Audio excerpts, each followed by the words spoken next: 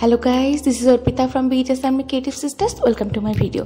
तो आज আমি একটা স্পেশাল জিনিস বানাচ্ছি ফর জনকুক, মানে জনকুকের বার্থডে উপলক্ষে আমি জিনিসটা বানাচ্ছি। তো তোমরা অলরেডি বুঝে গেছো যে আমি জনকুকের একটা ডল এখানে মেক করছি একদম একটা সহজ পদ্ধতিতে।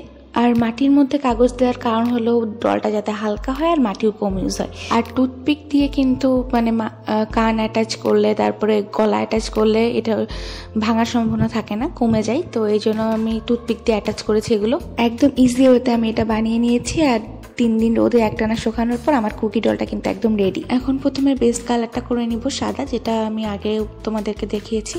সাদাটা করে নেওয়ার পর এটাকে ভালোভাবে শুকিয়ে নিতে হবে যাতে পরের রঙগুলো অনেক ভালোভাবে ফুটে। তারপর এটা ভালোভাবে শুকিয়ে যাওয়ার পর এখানে পিঙ্ক কালারটা দিয়ে দিচ্ছি। এটা কিন্তু অলরেডি অনেক বেশি কিউট লাগছে। সো কুকির বার্থডে আসছে আর আমি কুকির জন্য কিছু করব না, জনকুকের বার্থডে আসছে, এই জন্যই আমি এই ডলটা মেক করলাম। আর এটা অনেক বেশি কিউট লাগছিল। তো রংটা শুকিয়ে যাওয়ার পর পার্মানেন্ট মার্কার দিয়ে আমি কুকির চোখ নাক মুখকে নিয়েছি। And his look very very cute, right? আর তারপর আমি যেই মাফলারটা বানিয়েছিলাম কুকি, সেটা একটু রং করে নিলাম। মাফলারটা আমার পার্সোনাল চয়েস ছিল, কারণ আমার মনে হচ্ছিল যে আমার কুকিটাকে একটু মাফলার পরাই। আর তারপর আমি লিকুইড বার্নিশ ইউজ করেছি, তোমরা দেখতেই পেরেছো। আর it's ready. It's looking so much cute, right? It's so adorable. একটা গাজরও আমি দিয়েছি ওর হাতে। And I hope you like the video. If you like, please like and subscribe. Thank you. Love you all.